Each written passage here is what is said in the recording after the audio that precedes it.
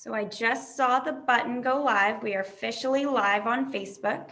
But just a reminder, if you just came in, I saw that we added another person or two, that the session is going to be recorded and live streamed, but no videos or audio will be shared by anyone other than the panelist. And so we will keep that privacy there, but we will be able to see the questions in the Q&A.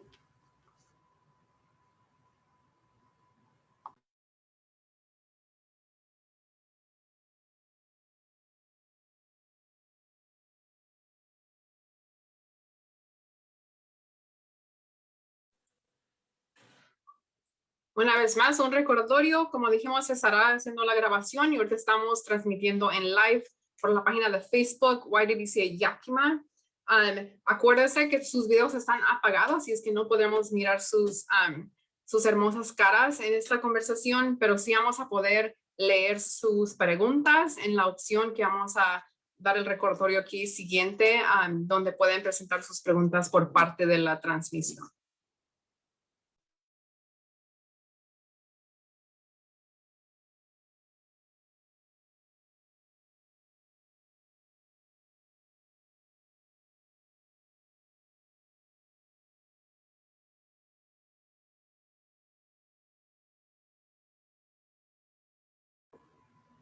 Okay, I think we are going to go ahead and get started. Awesome. Well, thank you all for being here. We are really excited to have just an open, vulnerable, courageous conversation today about something that's really important in many lives of young people, their families, for service providers, and for all human beings. This is such an important topic. And so we thank you for being vulnerable and courageous by showing up today and starting that conversation. The theme of today is going to be Know Your Worth, and we are excited to dive into that conversation. Buenas tardes otra vez, bienvenidos a todos.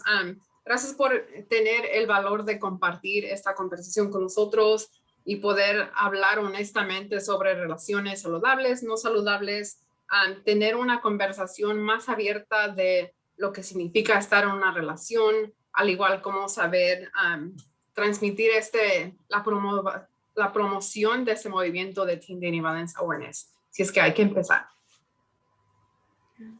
So being in a relationship can feel really good, and it can help bring out the best in us when individuals treat each other with love and respect, and when there's consent in the relationship. However, dating relationships can sometimes become unhealthy and even abusive.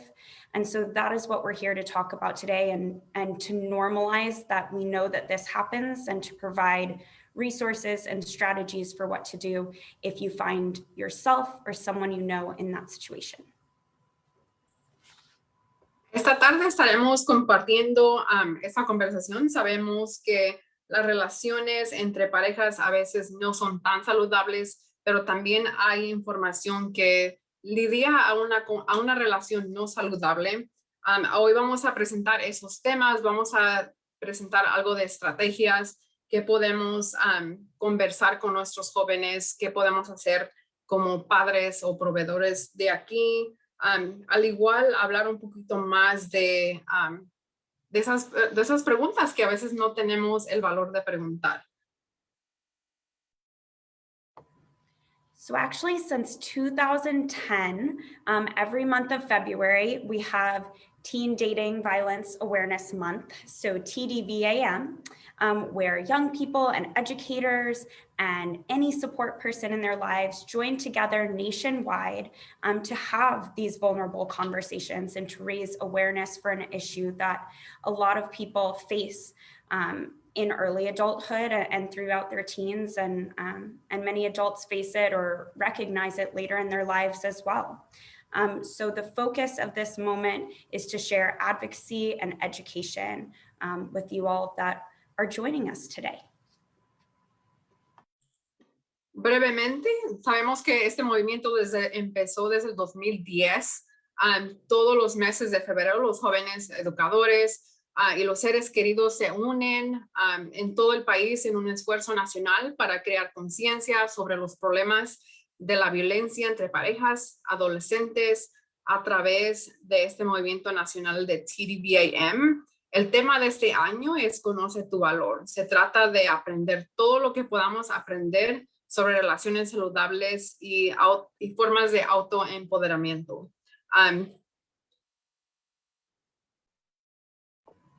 So it's probably pretty clear we are going live in English and in Spanish. We are going to have a breakout room for people that would prefer to listen directly in Spanish and engage or even ask questions directly in Spanish. So we are going to be splitting out into a separate room for that, which we will take care of. And I think there will be a button on the bottom of your screen that will allow you to do that. Gracias. Y estaremos dando un poco más de instrucciones donde vamos a tener una separación, un espacio más privado para los que gusten nomás escuchar la conversación en español, que es el cuarto que voy a estar yo interpretando. Vamos a dar direcciones de eso en el siguiente slide. If we can go on the next slide, Felicia, thank you.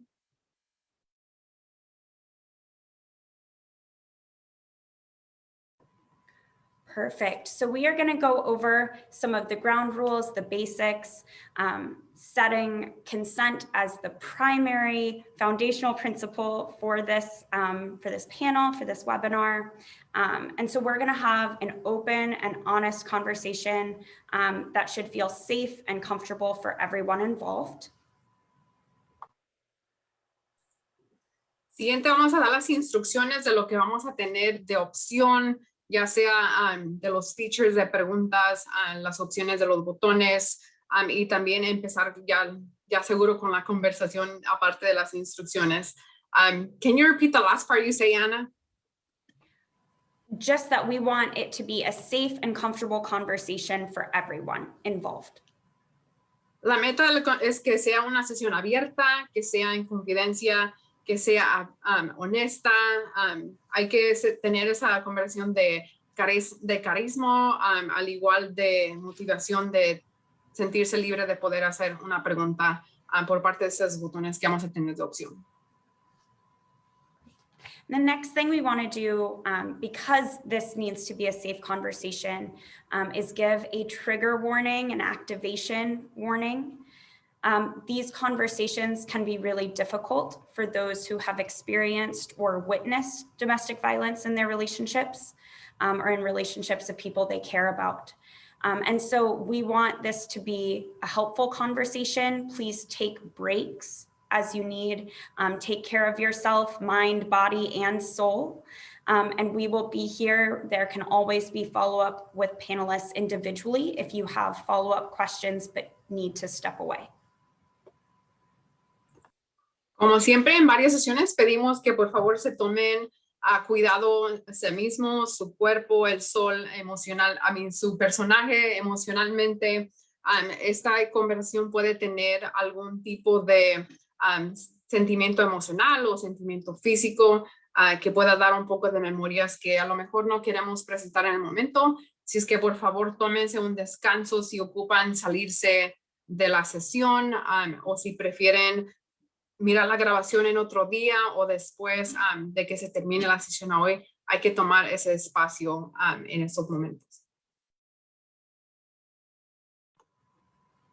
So a respectful conversation here is where we validate consent, and that includes in a digital space, which is something we're going to talk about today, is what does dating violence look like in the age of COVID, where we are on digital spaces as well. So we want to set those norms and standards that we would see and value in a healthy relationship in this forum today as well.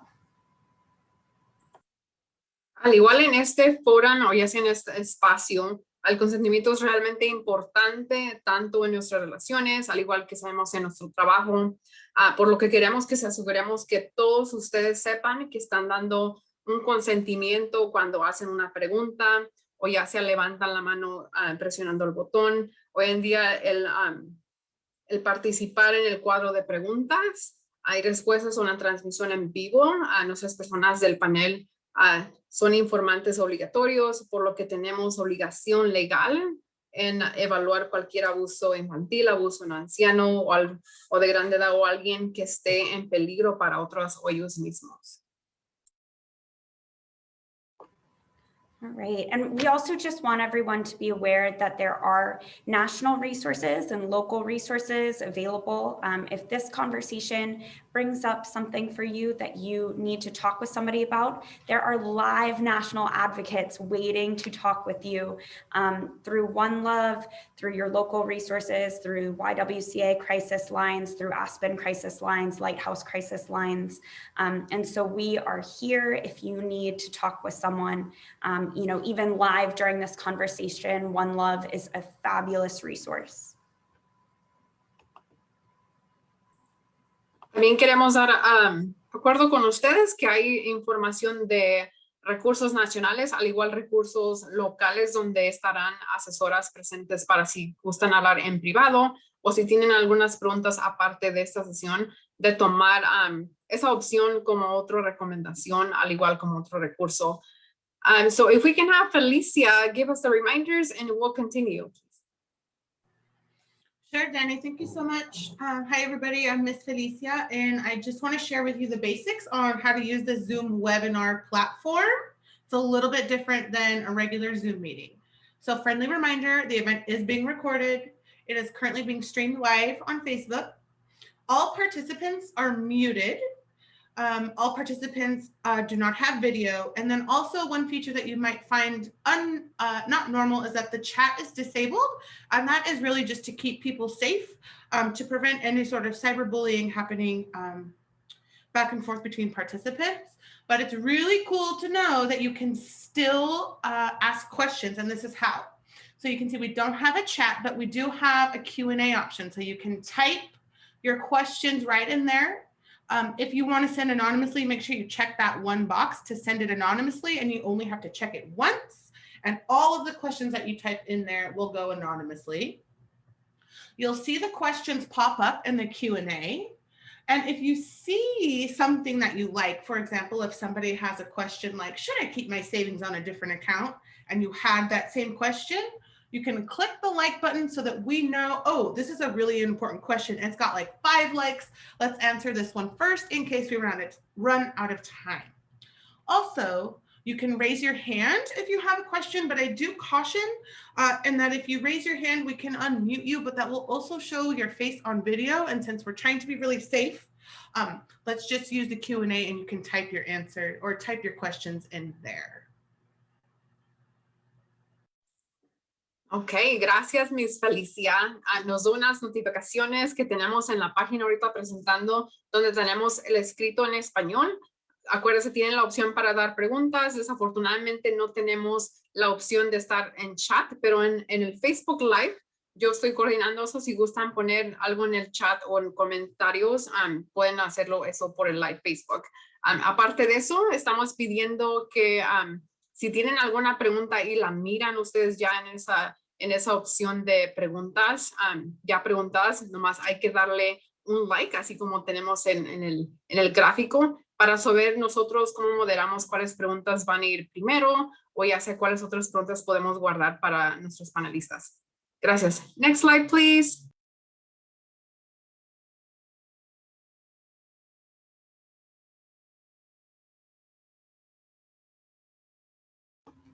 Awesome. So as we're starting this conversation, just the last thing that we want to remind everyone is a lot of the people that are on our panel, actually, I think everyone on this panel is a mandated reporter. And so we need to make sure that if we're exposing specific information about a situation you might be going through, that you know that we do have different obligations to report known child abuse, in particular abuse of elders, or if someone in a really serious way says that they want to harm themselves or someone else. So just be aware of that as you are sharing comments today. Como otra vez un recordatorio, estamos practicando consentimiento y cómo presentar esos límites, acordarnos que las personas que están en este panel son informantes mandados legalmente por obligatoria de nuestra profesión. Si es que tenemos la obligación de legalmente hacer reportes, ya sea si hay una conversación de abuso infantil, abuso ancianos, adultos o está en peligro de lastimarse por sí mismo o a otros. Para este seminario de hoy, las mejores prácticas van a ser hacer preguntas en general. Sin embargo, si una de las de lo que ha sido compartido anteriormente se aplica a usted y está lista o listo de hacer preguntas más en privado, podemos ser ese guía de darle esa conexión a un recurso local o ya sea un recurso nacional.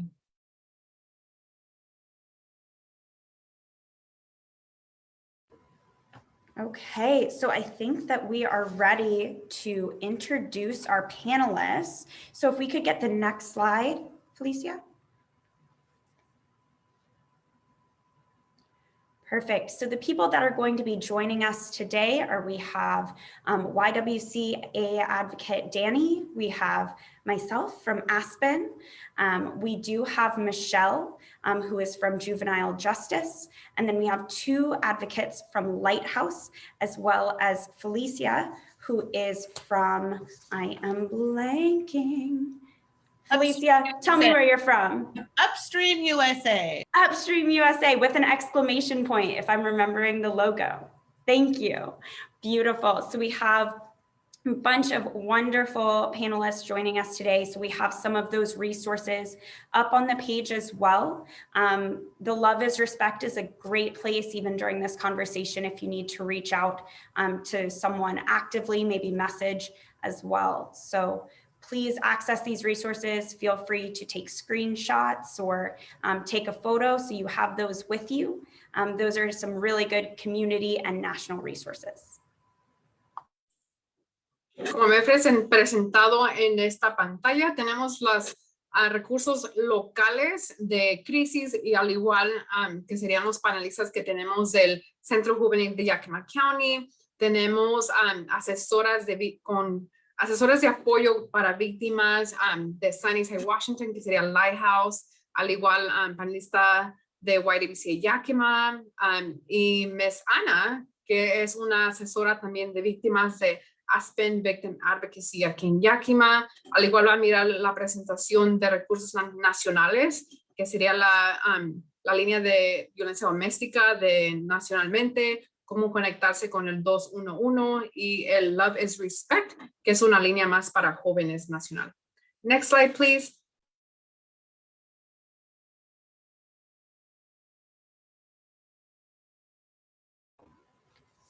Great. So we do want to start with just some facts, some things that are both national and within Washington state as well. So a lot of these surveys we have where we have them from, which would be like the CDC, US surveys, national surveys as well.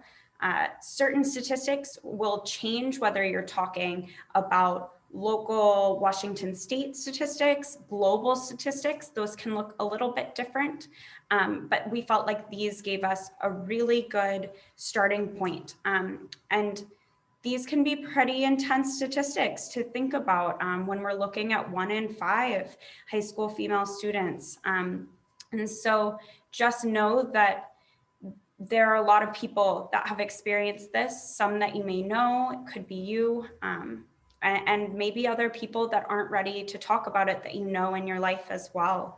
And so we're just here to normalize that this is unfortunately an experience that a lot of people have had, and that we are here to put some professional support around that and people who are ready to listen and to validate a lot of the feelings from those experiences.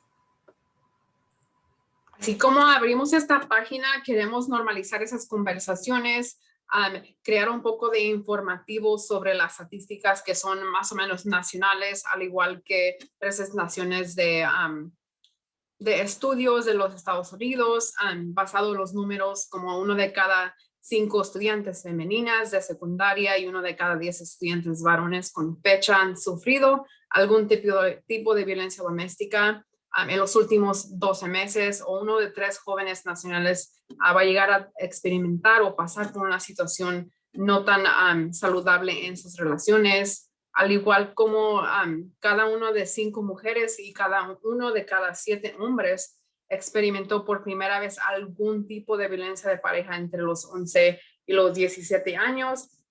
Acordarnos que en esta normalización de conversación queremos validar sentimientos, queremos también validar que la mayoría de las estadísticas que presentamos son nacionales, así es que hay que poder tener esa información más, ya sea que uno se pueda saber que es nacional, si es local o es del estado de nosotros. Si es que seguimos validando la conversación y formalizar más o menos las preguntas y seguir conversando.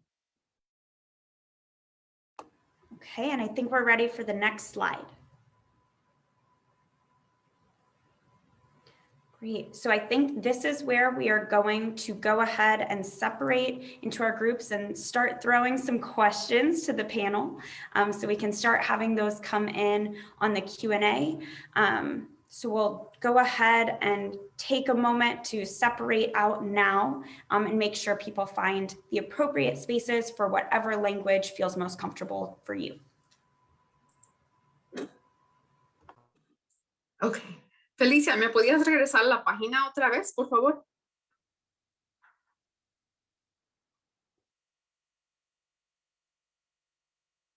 Ok, gracias. So ese va a ser el espacio y el tiempo donde nos vamos a separar un poquito para nuestra audiencia que gusta escuchar esto en español. Por favor, de tener esa opción válida de que va a ser disponible donde usted puede, ya sea en su página abajo, donde hay interpretación, seleccionar la opción de ponerlo en español, así yo puedo estar en esa conversación con ustedes, y tener que apagar la opción de mute original, que sería, ponemos en pausa lo que está originalmente en nuestra página general. Entonces, si los que gustan hacer ese cambio de lenguaje, ahorita sería el momento, así podemos empezar la conversación con los panelistas. Las instrucciones otra vez están en la página. Más o menos si miran el globo de planeta que dice interpretación, presione ese y empezaremos las traducciones. Thank you, Felicia.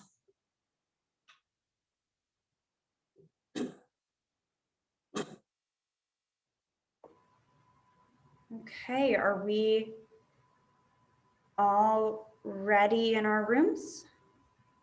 I think we are, but I do wanted to have you plug in, you know, we're talking about normalizing, but also putting in a very confidential safe space. And I have not forgotten about what you mentioned to me about the moon rule. So I don't know if you have the opportunity to share that with the audience before we introduce our panelists and get this full on for the last couple minutes that we have with all of you. Absolutely. Let's do it. Moon rule is my favorite thing that I have learned in the past couple years. So for those of you that don't know it, we can learn a lot about the moon, right? You can learn facts and see pictures, but until you've been an astronaut and been on the moon, right? Then you might only know pieces of it and you don't have that firsthand experience of what it's like to be on the moon. And we all know that things can look kind of different when you're living through it versus when you know a lot about it. And so just keep that as a reminder in these conversations. We don't know the specifics of what's going on in your life because you're an expert on you, right? You're an expert on your version of the moon. And so we are here to help generally talk about facts and statistics and things that we know and good safety practices and safety plans and how to work with different organizations. But just know that we are here to listen to you directly, and we hope that you can reach out to share with us a little bit about your moon and what you have going on in your life with all of these individual organizations.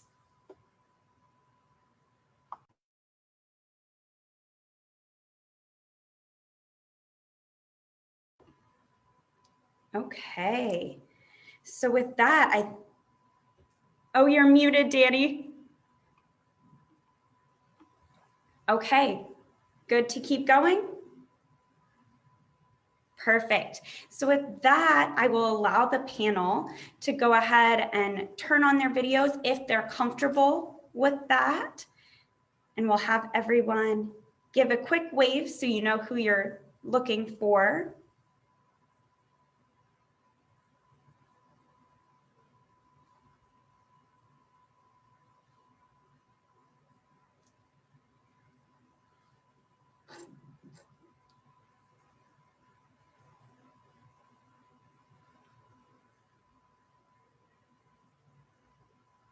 Okay, Michelle, are you turning on your video or it is okay? We want to honor consent and boundaries if the panel is not wanting to turn on. Oh, perfect. There you are. I knew that you were one. And then, so Michelle works with juvenile justice. And so this is Michelle. Thank you for giving us a wave. And then Felicia, are you going to turn on your video today? Beautiful, from Upstream. Okay, and then we have two Lighthouse advocates here. So if you all are comfortable sharing your videos, then fabulous. And if not, then we absolutely honor and respect that.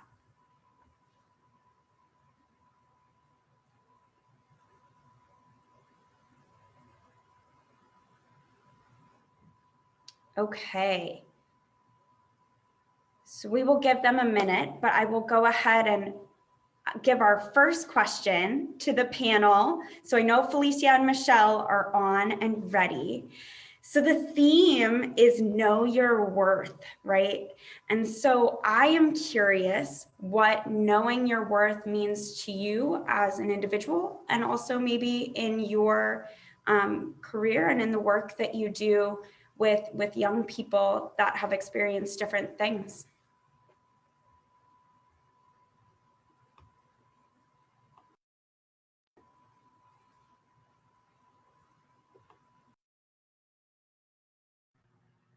Michelle, do you want to go first?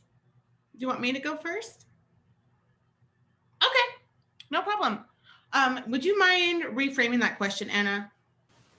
Absolutely. So our theme of this year's Teen Dating Violence Awareness Month is knowing your worth. So what does that mean to you in your personal life, or maybe in your career when you are working with clients? How would you talk about someone knowing their worth and how that could be related or important to dating violence? Well, I think it's really important when working with young people to let them know that even if we're not dealing with like teen dating violence, I think we live, don't kill me for saying this, adults in the room, but I feel like we live in a society that puts a lot of value on age, the right age, and sort of marginalizes young folks in that way. And so we're already sort of in a space where young folks might be feeling like they're not as valuable as adults. And I think that that's not fair. So when I'm working with young people, I always try to approach them in that way that like young folks are super valuable because what's going on in the brain right here is so magical and that doesn't happen to adults anymore. And so like that's super valuable. But I think it's really important, especially in like for healthy relationships, that young people realize that what they will deal with now sets habits for what they will accept later in adulthood in a relationship. And so it's important to set healthy boundaries that respect their self-value early so that those boundaries are really, really, really strong when it comes to high stakes relationships like marriage and things like that. Michelle? Oh, awesome. Okay, thanks. Thank you for starting that off. I would agree with you. I think that's a really great statement around how the community at large for adults looks at young people. You know, and in the court system, a lot of our young people that we work with every day experience really high levels of trauma and have already had the experiences of having really unsafe relationships, and that a lot of times it's really hard to. I mean, it's hard enough to navigate the the relational system as it is. It becomes extra hard when a person is questioning, really kind of about their place in the world and the worth attached to that. And I think there's so much messaging for young people that is really negative, and oftentimes, I mean, I say this jokingly, and please understand it's meant lighthearted, but adolescence is sort of a factory of bad decisions sometimes because the brain is firing on all these different cylinders, and your the front part of your brain is going wild, and that's part of the beauty of what it is to be young. And yet comes with it attracts a lot of really negative messaging sometimes, rather than being one. It's one that is really exceptional. There's so much creativity and great things that are happening during this time, but it's very, very hard for individuals, young people, to find their worth. Because a lot of times, you know, when your worth drives a lot of your decision making. And your ability to, like Felicia said, set boundaries, healthy boundaries. What does that mean? What does that look like? So many young people, we don't know what we don't know. And so without purposeful attempts at understanding that and seeing that and seeking that out of what it is to be healthy and to have a healthy partner, have healthy relationships, have healthy friendships. That's a tough world to get through. So, and you know, a lot of times in the court system, we see really negative outcomes with young people who really suffer from a lack of self-worth and never having experienced anything that supports that, a positive sense of self. So I think it's really critical, particularly in my experience with the work that I've done, that you know, your sense of self drives a lot of your decisions and where you go and what you do.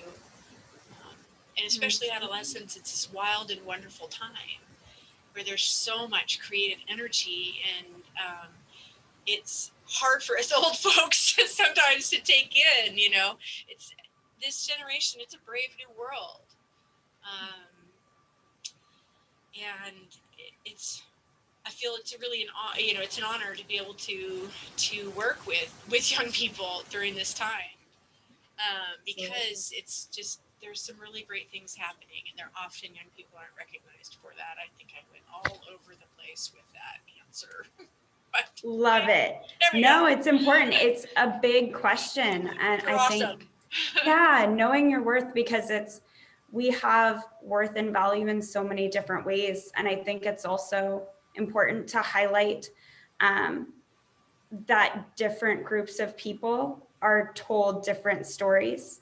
And I think it's really important that we highlight race and gender and LGBTQ plus status and identity. And I think that it's, when we look at those protected classes, when we look at the different experiences, I think we have to really call out the fact that people are told different stories based on what they look like and how they talk and where their mamas and daddies went to church, kinds of questions, right? Or didn't, because that I think all impacts a sense of worth as well. And so I think it's really important that we're inclusive of that entire narrative, of why some young people maybe are given more self-worth and have more privilege with that than when we're looking at different minority groups. And so I think that is a good place to transition questions. I want to check with Danny really quick. I saw a hand up.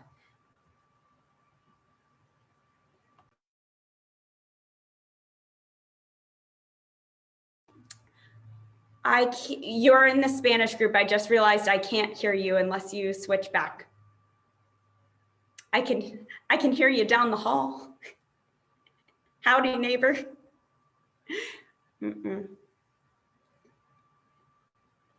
Are we good to keep going? Okay, perfect. Then let's see. Felicia, are you seeing anything going on in the Q&A? Do we have questions? Danielle is very active. She's not asking any questions, but she has a lot of kudos to the panelists. And she says, Michelle, thank you for highlighting intrinsic value. It's so important to share that. Love it. Good. Well, as maybe we are starting to ask some questions, as things are on your mind, it can, be red flags, green flags, different things about what is consent? How do you have consent in relationships? What does it look like during COVID? Start thinking of those questions. If you're watching this, we want to hear from you because what's going on in your lives or people that you know their lives, we want to help answer any of those questions. But while we are thinking, and maybe people are typing, I don't know about y'all, but I type very slowly because I never want to have typos in public settings. That's a personal aside. Speaking of COVID panel, I think this is an interesting place to go. We're in the middle of a global health pandemic, and that has changed teen dating and dating in general a lot during these times. So what from your individual work, because I feel like we have some different organizations, some different roles here, how has the pandemic in your work impacted teen relationships and things that you're seeing in teen dating violence in terms of their relationships?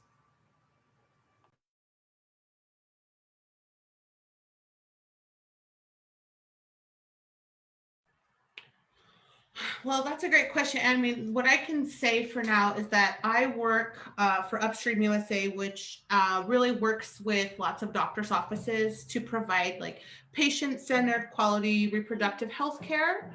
And what we have done a lot of work around messaging about birth control services being essential during this time.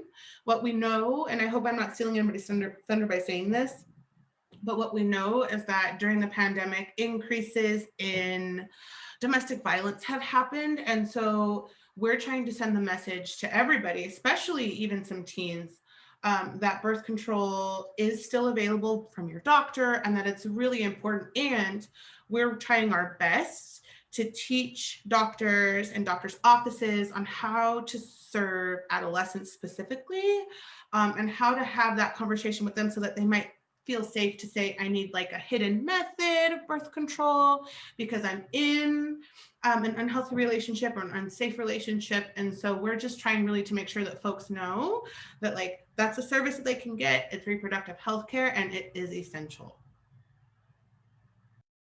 I have a follow-up question for that because I know that a lot of young people are also nervous with parents and sometimes doctors' offices that may disclose information to parents if they call. Can you talk a little bit about confidentiality in medical services, just kind of briefly on that?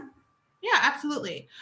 So first of all, in Washington State, we have a really great healthcare landscape so that any person of any age can access birth control services without their parents' consent. So if you're 12, if you're 13, if you're 17, you can access those services without having to talk to your parents about it or having their permission. Secondly, if you have parents' insurance and you don't want to use that to get confidential services, there's a program called Family Planning Only that most places offer where you can get all of your birth control paid for by the state and your parents still don't have to know about it. And then what's really important to note is that what happens in the doctor's office with a young person stays in the doctor's office with the young person, unless, like you talked about earlier, Anna, those 3 mandatory reporting situations where someone's hurting you, we have to say it. If you're hurting yourself, we have to say it. And if you're thinking about hurting somebody, we have to say it. Other than that, you have the right to have private one-on-one time with your doctor without your parents being there. I love it. That was covering everything. So young people, do not hesitate to go to your doctor's office and be confident. And if you need some help and support, talk with an advocate about that too. That's something that I know Lighthouse provides medical advocacy. I know ASPEN does provide medical advocacy and the YWCA does as well. And so please reach out if you are nervous to have those conversations on your own. There are people that can be here to help you with that. So back to dating in COVID and being especially in a digital world and also seeing, I feel like there are kind of 2 sides, right? There are people that might be stuck in a home or quarantining with a partner, and that can become unsafe or might already be unsafe when we entered the pandemic. And then we also have people that are entering relationships a lot of times in this digital space. And that can be equally as unhealthy and can have some really complicated dynamics. So maybe Michelle, are you seeing anything in juvenile justice, maybe cases that you've seen that have changed a little bit during COVID, types of things that you're seeing or that youth are struggling with that you're working with?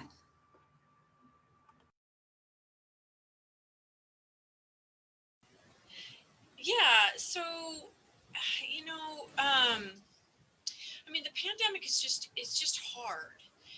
And I mean, it's hard for everyone. It's hard for adults, it's hard for young people. And then you throw the social media world and the, online world at young people. And it's a lot to navigate. And I think what we're seeing more than anything through the courts that's pandemic driven, but I think it's also driven by this online world that people are increasingly living in. I mean, this is great. It's lovely to see people. I mean, I'll take Zoom if that's all I can get, but it's not a substitute for being in a room with friends, and coworkers, working with clients, building relationships. As human beings, we're designed to interact with our senses, and the pandemic has pretty well stopped most of those. And what we see then is more a real increase in mental health issues, driving behavior and things that increases court involvement, where we don't want to see that increase in court involvement. And yet sometimes the feeling is that we're here and people don't know where else to go or who else to turn to, and we're trying to deal with a lot of things that the court is responsible for, that mental health is driving to a certain respect, a deeper involvement in the system. And, working with that and trying to provide support and services without further involvement is a little new for us. So I don't know if that answers your question. Complicated, yeah. It is complicated, and it's we're definitely seeing a lot of this mental health, increases in depression and anxiety, and that a lot of people at the agencies are reporting. Yeah, and I think you're highlighting that mental health can also impact relationships. And when our partners are having a mental health crisis or a change in that status, that can be really difficult to navigate. So I am seeing that we have some questions. Okay, Alicia, do you want to read that first question? Danielle wants to know if you can speak more about gaslighting statements and how to differentiate, like crossing a line of verbal abuse. I love that question. I was going to say, does someone from the Lighthouse, I'm feeling an advocate voice, could be really good on that. I don't know if they're there, if there's technical difficulties.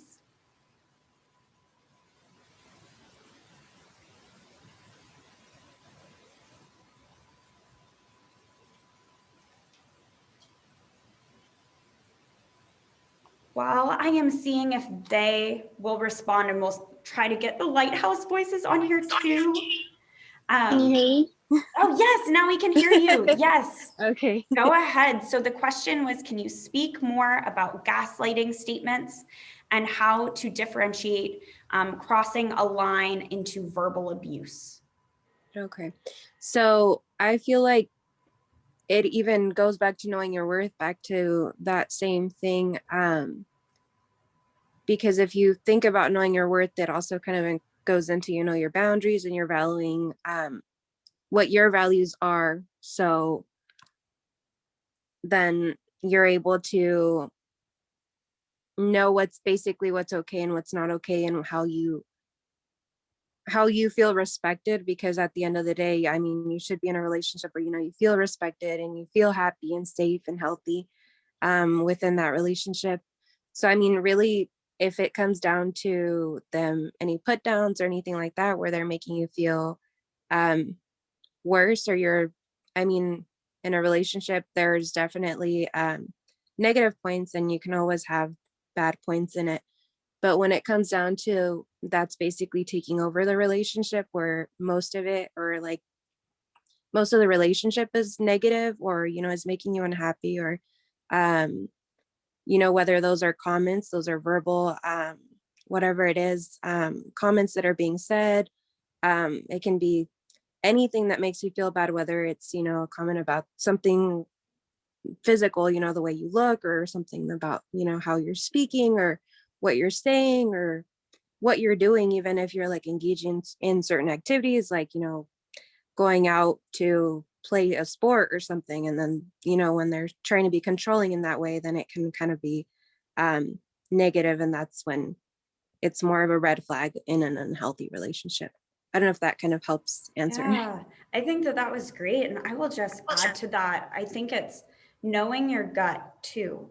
And so if you feel like something did happen, or that maybe they were the one that did prompt that, violent outburst, whether that was emotional or physical violence, and then they try to turn that statement around on you, or say that, well, it was your actions, right? Or that didn't happen. That's not how they remember it.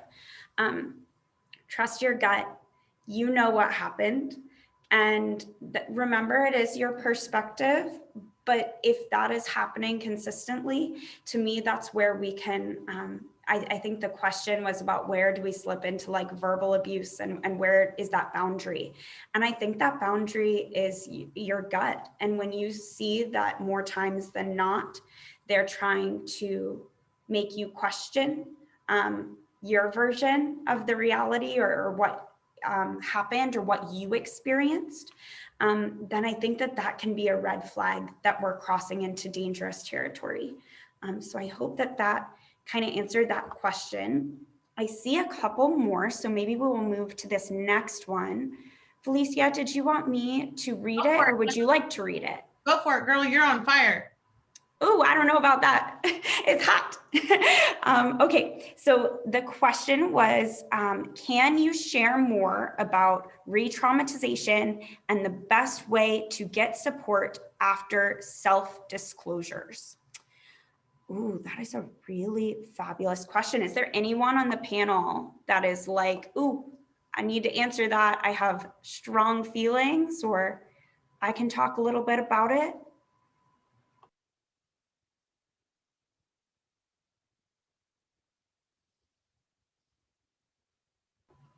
Maybe I will get the ball rolling a little bit there. So sharing more about re-traumatization. So we know that once we've experienced some form of abuse, re-victimization is very common.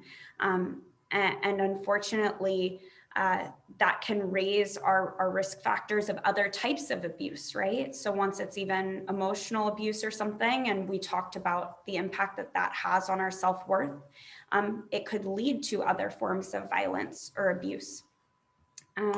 So, ooh, the question disappeared on me.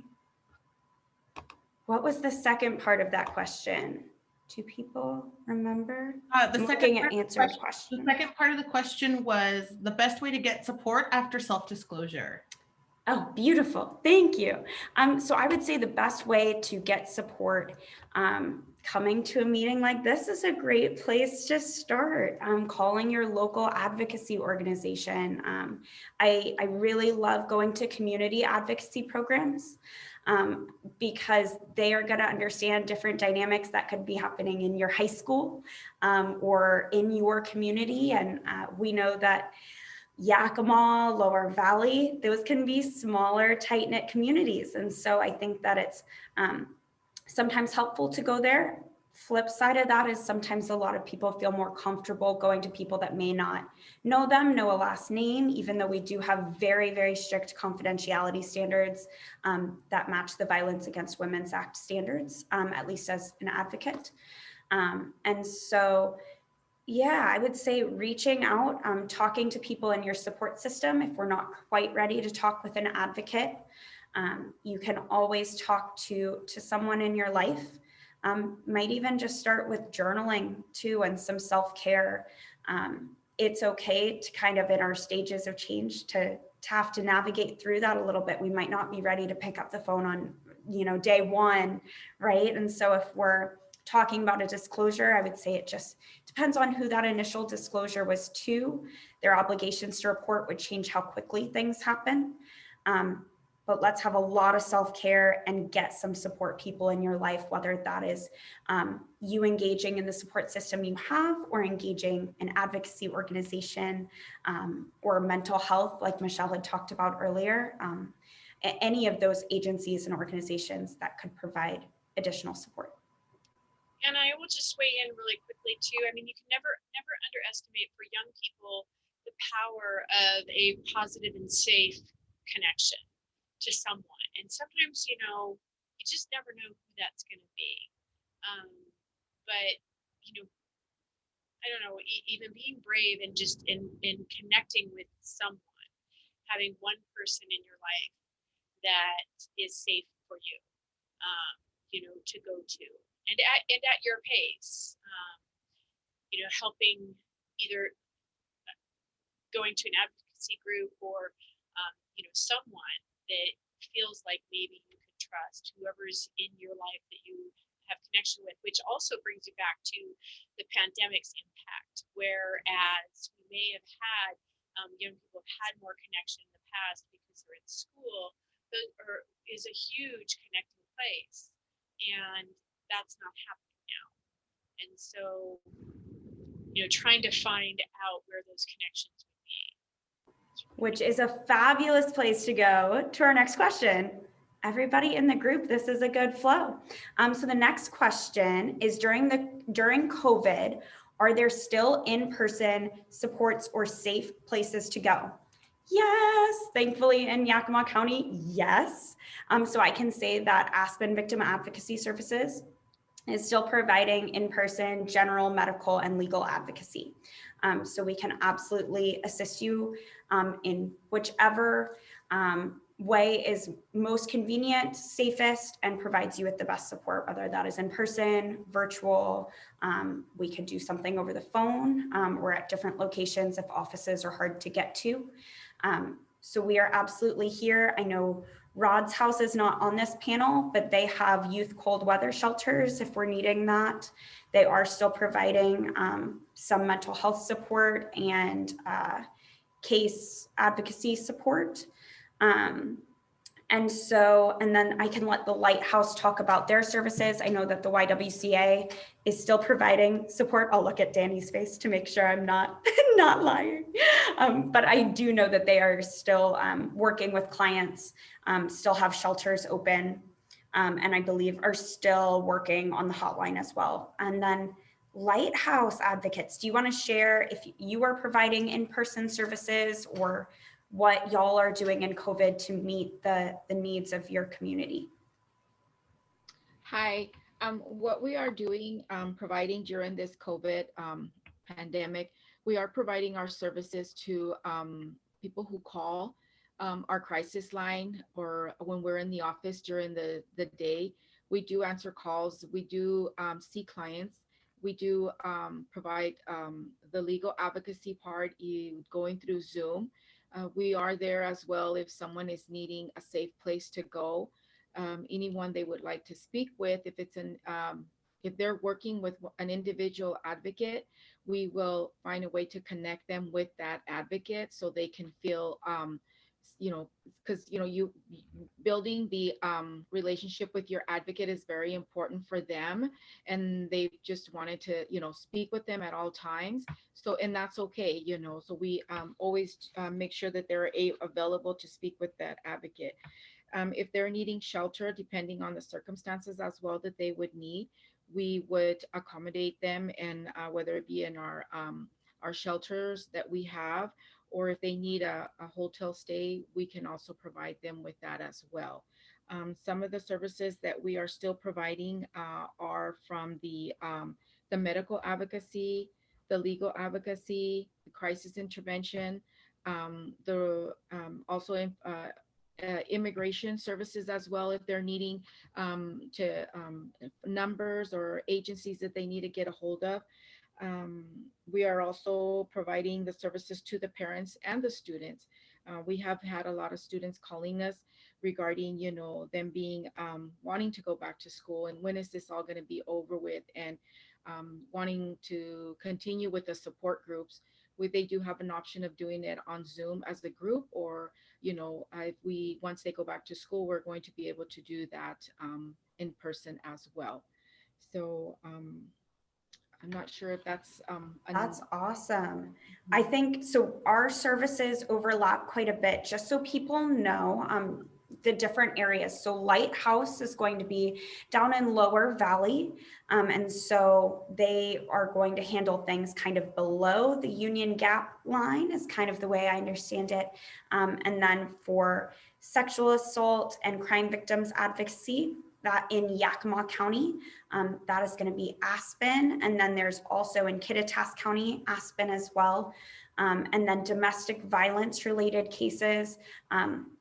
All advocacy programs are going to have some training, but the YWCA are the experts, the gold standard here in the Valley. Okay, and I know we're going to be wrapping up. There is one last question that I'm seeing, which is, what is the criteria to receive an advocate? So at least for ASPEN, it's anyone who has experienced victimization related to some kind of crime or trauma that they've experienced. And so, or is a secondary victim. And so if you witnessed or you had a family member that experienced services and you are needing some support and assistance navigating that and reclaiming your voice in that situation, whatever that looks like, then ASPEN would be able to work with you. And I think most of our advocacy organizations should be able to work with people that have experienced some form of a crime or trauma. Any other opinions from advocates on that? Any different perspectives?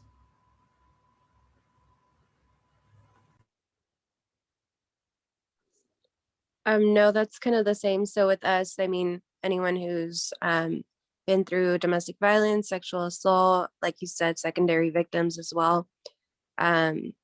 Yeah, whether that comes that they, call our hotline and they are looking for an advocate, or it's a referral through the prosecutor's office or law enforcement, they reported and they're looking for an advocate, they're always welcome to ask law enforcement. Sometimes law enforcement or, the prosecutors will ask if they have an advocate. If not, they can always say that they are interested in an advocate, and then we can get connected to them and then, go from there.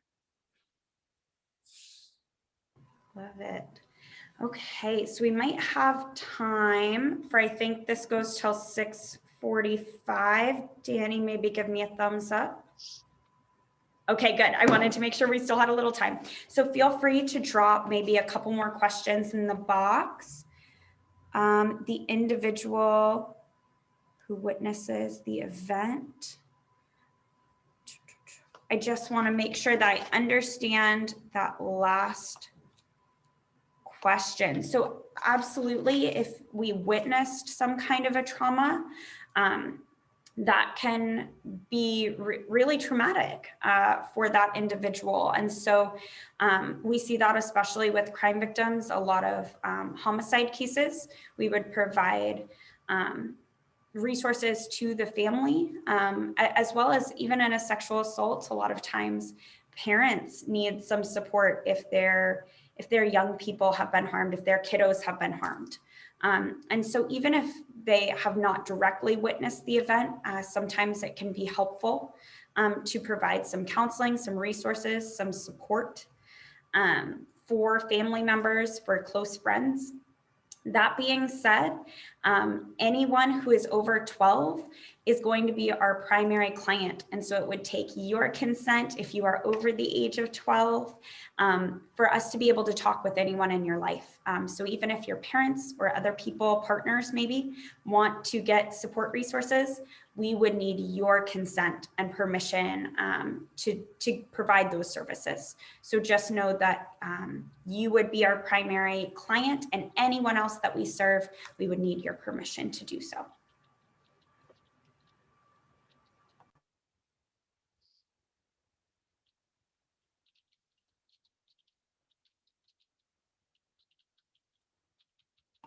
I was muted. Oops. Felicia, am I up to date on the Q&A? Am I missing any? So fun fact, I can't share screen and also look at the Q&A at the same time. So that's Then I'm really glad I have it up. Really, really glad, because I might not be able to find it again. Whew. Okay, so I think, okay, so we have answers to that. Beautiful. So one question that I had for people on the panel, and maybe Michelle, you can lead us off here, is maybe what is 1 or 2 ways that you are promoting healthy relationships? What is just 1 or 2 things that you think are really important in relationships that you promote when you work with young people? Well, specifically, I mean, the probation counselors, you know, it's a general rule our clients don't come seeking our services, so it's a little bit different. The probation counselors are, you know, work every day to establish really a good supportive connection with our clients. I think that's really important. We have a couple of different resources that if we see in particular where you know, the dangerous relationships are at work, and we'll talk with our youth, you know, just see where they're at, offer resources like yourselves or the Lighthouse, or we have a number of different options as far as educational options. And you know, a lot of times it's just about, for our department, it's about being there and making that connection, and you know, identifying and having conversation, really role modeling what it is to have respectful communication and to be able to set boundaries. And the probation counselors or the JPCs, we do a lot of training around how to do that with young people and have those conversations, in addition to connect them with resources that that they might find helpful for themselves or their family. I love it. It's like starting with consent, listening, making sure that we're hearing, especially those youth voices and what their needs are, right? Like their moon, they're the experts on themselves, their own moon rule. Love it. And then connecting them as it seems safe and healthy. I think that's beautiful, and also should be modeled in our relationships. So I thank you for sharing that. Miss Felicia, do you have thoughts on that for maybe 1 or 2 ways that you promote healthy relationships in your work? Well, it's unfortunate that I don't get to really work directly with young folks anymore. But I would say, I know there's a couple practitioners on the call, so I'm just going to remind them that, like, taking care of yourself as an adult who is accessible to young folks, making sure that you are healthy and clear-headed, and taking care of yourself would be really important, because we cannot take care of those around us unless we're taking good care of ourselves. That's my answer. I love that answer, because it's so true, and we can't show up for our partners, our friends, our clients. If we're a provider or if we're a parent, we can't show up for our kid if we are not taking care of ourselves as well. And modeling back to what Michelle says as well, it's those boundaries and that communication, communicating our needs with those around us in safe ways. So I love that. Lighthouse advocates, What is just one maybe different way or something you're doing to promote healthy relationships?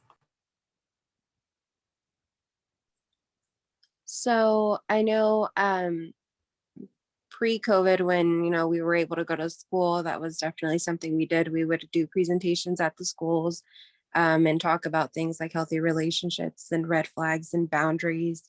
So I think those are important. And now, unfortunately, I mean, we're not able to go to the schools, but we are definitely still doing that with our clients one-on-one. We are talking about self-care. We're talking about the healthy relationships and the boundaries and communication and how important that is, and how you communicate, and letting your partner, whoever it is, any relationship you have, letting them know how you're feeling if something's bothering you and stuff like that. So yeah, and we're hoping to get, support groups going. So that's definitely more information that we're going to be talking about in support groups, also the healthy relationships and boundaries and all of that. I love it. I love it. Support groups can be wonderful. Yeah, I would say that for Aspen, ways that we promote healthy relationships, I think everyone has said so much of it is that we're modeling that in our relationships with our clients and with each other on staff too. That's so important that we model consent and boundaries and communication, digital consent as well, not sharing information online without people. I know that there are so many topics around digital safety and consent right now. And I would also say that one way that we are modeling consent is, and I love Schitt's Creek, it's my latest show, right?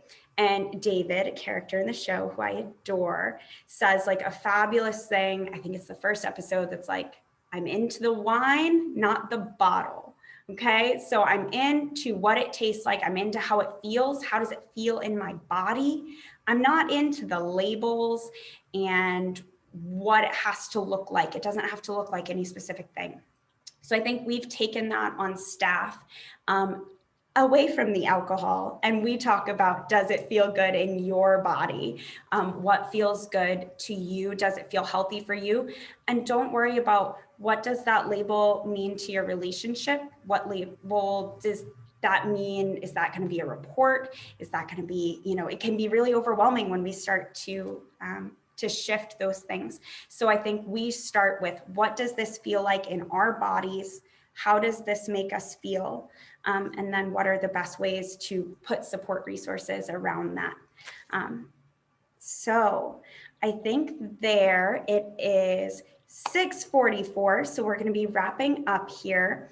We do have more resources back up on the screen, so I just want to highlight those.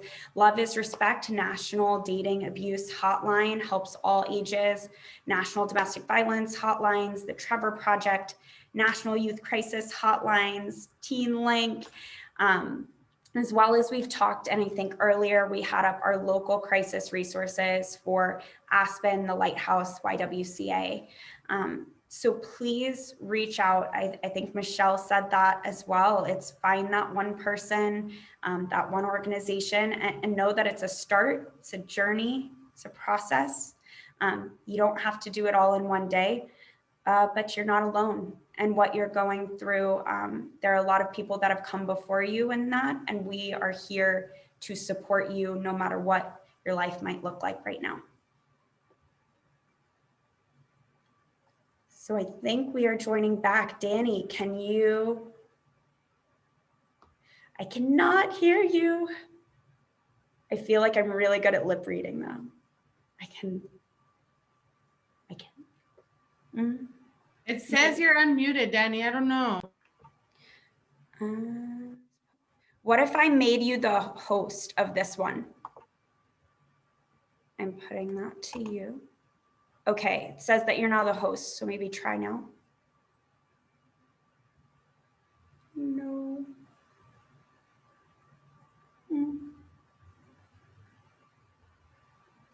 Then I guess we will be all good. Do you want me to just close us out?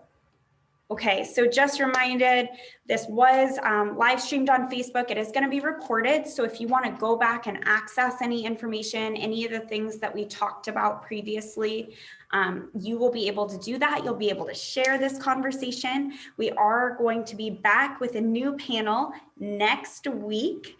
So please go ahead, share, like it on Facebook, get people registered. We need to get the word out. TDVAM, it is a really important month for so many young people. So let's normalize these conversations. Let's be, as Brene Brown would say, awkward, brave, and kind to each other, okay? And let's just really support each other this month, because there's a lot in the world going on right now, but we are here for it. Can I hear you, Danny? I can hear you.